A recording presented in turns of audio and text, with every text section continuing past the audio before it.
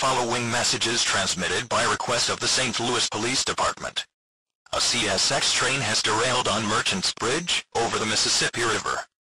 The train was carrying highly toxic chemicals, which are leaking into the Mississippi River.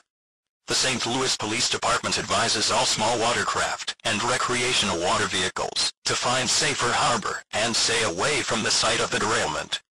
This advisory does not necessarily apply to larger commercial vessels.